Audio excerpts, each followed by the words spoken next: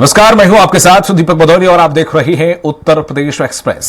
लोकसभा चुनाव के 5वें चरण के नामांकन के लिए रायबरेली और अमेठी के कांग्रेस कार्यकर्ता तैयार हैं, लेकिन प्रत्याशी नदारद हैं। नामांकन के लिए अब केवल आज और कल का दिन ही बचा हुआ है, लेकिन अमेठी लोकसभा सीट और रायबरेली लोकसभा सीट पर कांग्रेस उम्मीदवारों के नाम तय नहीं हुए हैं। हालांकि दोनों ही जिला इकाइयां 3 मई को नामांकन की तैयारियों में जुट गए हैं। कांग्रेस के यूपी प्रभारी अविनाश पांडे भी अमेठी दौरे का कार्यक्रम 3 मई को तय हुआ है। होर्डिंग और बैनर तैयार किए जा रहे हैं, गाड़ियां बुक कर ली गई हैं। सूत्रों की माने तो चूंकि अभी तक आधिकारिक तौर पर प्रत्याशी के नाम का ऐलान नहीं हुआ है, लिहाजा राहुल गांधी और सपा अध्यक्ष अखिलेश यादव की तस्वीर के साथ कांग्रेस के स्लोगन को ही प्रमुखता में रखा गया है। कुछ होर्डिंग्स पर प्रियंका और सोनिया गांधी की भी बड़ी बड़ी तस्वीरें लगाई गई हैं।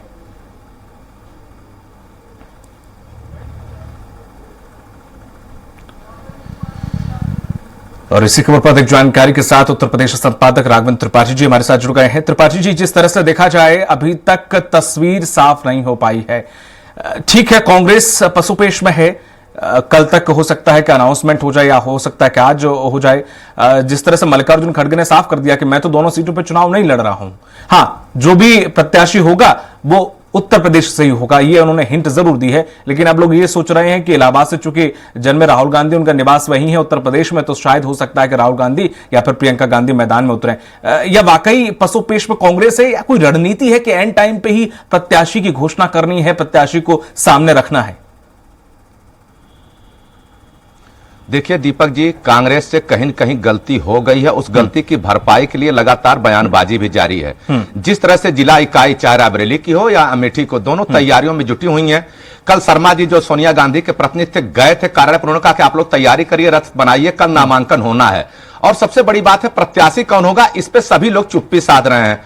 प्रदेश अध्यक्ष अजय राय हैं, उनसे जब पूछा गया तो उनका कहना है कि आपको जल्द पता चल जाएगा प्रत्याशी कौन है। हालांकि आज सूत्रों के हवाले से खबर है कि आज 12 से 1 बजे के बीच में प्रत्याशी का ऐलान हो जाएगा। लेकिन जिस तरह से कहा जा रहा कि राहुल गांधी प्रियंका गांधी मैदान में यहां उतरेंगे, उसको लेकर कार्यकर्ताओं में भी संशय है। चूंकि राहुल गांधी अगर कल नामांकन करना है तो उनका उड़ीसा का दौरा लगा हुआ, वहां पे रोड शो रैली करेंगे। तो कार्यकर्ता सवाल कर रहे हैं कि अगर उड़ीसा में रहेंगे तो उत्तर प्रदेश में नामांकन कैसे करेंगे। और इसी तरह से रायबरेली में कहा जा रहा है अगर प्रत्याशी तय होता तो कम से कम जो होल्डिंग बनाई जा रही है उस होल्डिंग पर उसका नाम लिखा जाता है।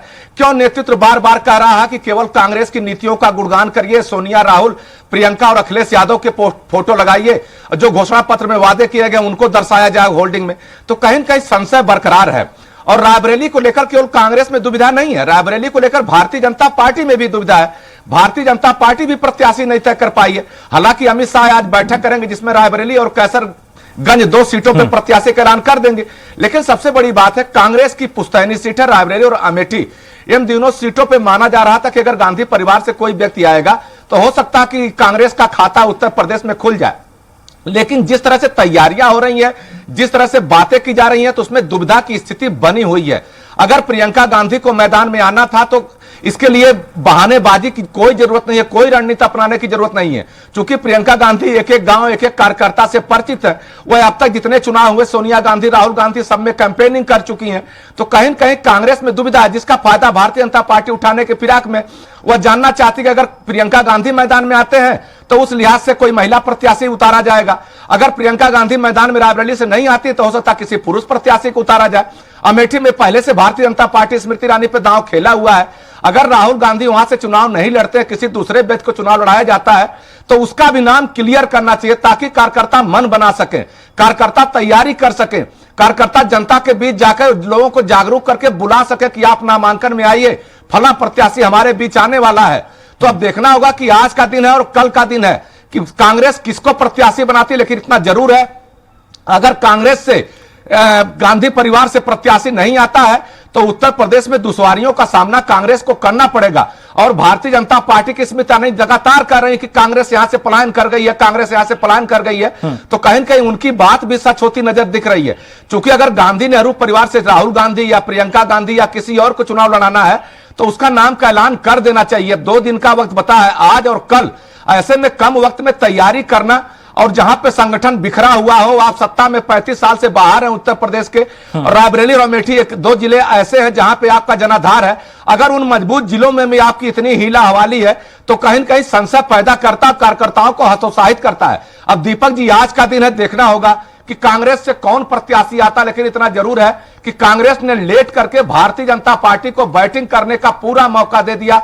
भारतीय जनता पार्टी के नेता पूरे प्रदेश में घूम घूम यही कह रहे हैं कि राहुल गांधी मोदी को हटाने की बात करते हैं, खुद चुनाव मैदान में आने की हिम्मत नहीं जुटा पा रहे हैं। तो इन सब बातों को ध्यान में रखकर जल्दी ही कांग्रेस को फैसला लेना चाहिए, और फैसला ले तो कम से कम राहुल और प्रियंका में से किसी एक को इन दोनों सीटों पर जरूर उतारना चाहिए, ताकि कांग्रेस कार्यकर्ताओं को थोड़ा संबल मिल सके, मजबूती से चुनाव लड़ सके। जी दीपक जी। नहीं, बिल्कुल, आपने इन 2 सीटों का जिक्र किया, एक बीच में एक तीसरी सीट केसरगंज का भी जिक्र किया। अभी केसरगंज सीट ऐसी क्यों है, या फिर यहां पर ऐसे हालात क्यों बन गए हैं कि बीजेपी भी बड़ा सोचने पे आमादा हो गई है? जिस तरह से ब्रजभूषण ने बगावती सुर अपनाए हैं और साफ साफ है कि वो कहीं ना कहीं खलल डालने की बहुत अच्छी कोशिश करने वाले हैं, क्योंकि उनका टिकट कटा है। तो ऐसे में क्या वहां पर खेल या खिचड़ी पक रही है बीजेपी और सपा में?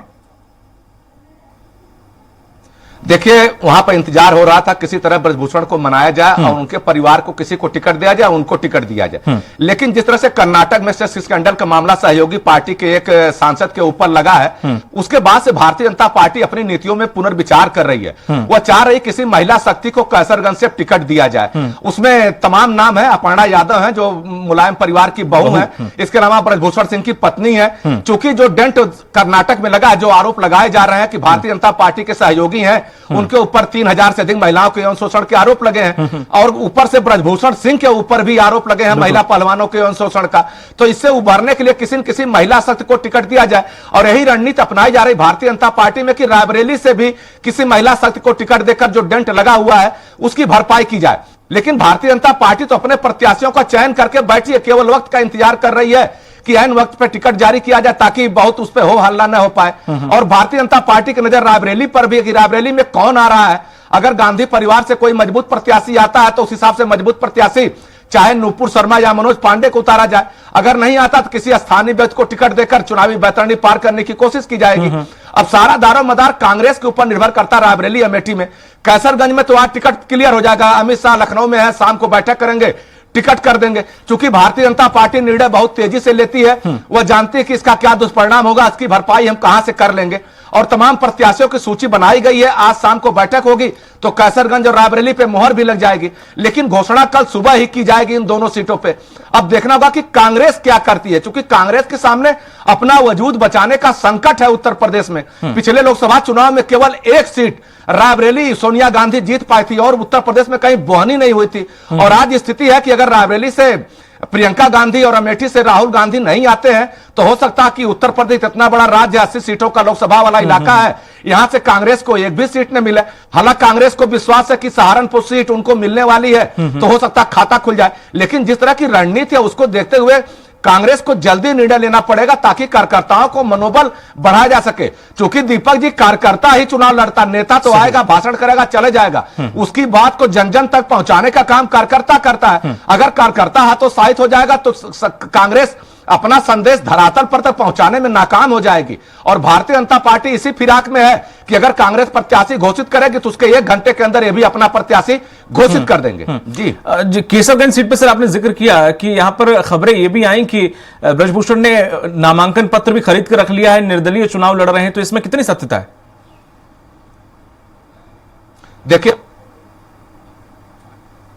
भारतीय जनता पार्टी में अनुशासन, ब्रजभूषण सिंह दबाव, लेकिन ऐन वक्त अगर पार्टी मना कर देगी तो वह चुनाव मैदान में नहीं उतर पाएंगे, क्योंकि खुद दागी हैं और सरकार से बैर लेना उनके बस की बात नहीं है। 7 मई को उनके एक मामले में फैसला भी आना है। तो ऐसे में ब्रजभूषण सिंह दावे बहुत करते, दबंग छवि दिखा रहे हैं, लेकिन अगर उनके परिवार से किसी को टिकट मिल जाएगा शायद ब्रजभूषण शरण सिंह ठंडे पड़ जाएं। इसके अलावा परिवार के बाहर भी अगर टिकट मिलता है तो ब्रजभूषण सिंह एक संगठन के पदाधिकारी हैं। भारतीय जनता पार्टी में संगठन काम करता है, कोई व्यक्ति विशेष काम नहीं करता है, और संगठन से बड़ा भारतीय जनता पार्टी में कोई नहीं है। तो ब्रजभूषण शरण सिंह भले दबाव बना रहे हैं, लेकिन अगर उनका टिकट कटता है तो वह चुनाव मैदान में नहीं उतरेंगे। अगर निर्दल चुनाव मैदान में उतरते भी हैं तो बहुत कुछ करने की स्थिति में नहीं है, चूंकि क्षत्रिय बिरादरी का वोट भारतीय जनता पार्टी के साथ रहता है। योगी आदित्यनाथ बड़े नेता है, राजनाथ बड़े नेता है, और बाकी कैसरगंज की जो जाति समीकरण है उसमें बहुत कुछ कर पाने की स्थिति में नहीं रहेंगे। तो ऐसे मेरे ब्रजभूषण सिंह दबाव जरूर बना रहे हैं, लेकिन वो भी जानते हैं कि हमारे दामन पे दाग के छींटे हैं, सकता टिकट कट जाए। इसी नाते बहुत कुछ पार्टी के खिलाफ बोल भी नहीं रहे हैं। इतना जरूर कह रहे हैं पार्टी नेतृत्व का जो आदेश होगा वह सर्वमान्य होगा। अब देखना होगा कि पार्टी आज शाम को क्या फैसला लेती है और क्या फैसला सुनाती है, और ब्रजभूषण को टिकट देती है या नहीं देती। लेकिन दीपक जी, मेरे सूत्र बताते हैं जिस तरह से महिला उत्पीड़न की बातें हो रही हैं देश भर में, चाहे कर्नाटक हो या उत्तर प्रदेश हो, उसमें ब्रजभूषण शरण सिंह का टिकट कट रहा है, यह बात वो भी जान रहे हैं। लेकिन टिकट किसे मिल रहा है इस पर संशय जरूर है। जी, तमाम महत्वपूर्ण जानकारी साझा करने के लिए बहुत बहुत शुक्रिया आपका त्रिपाठी जी।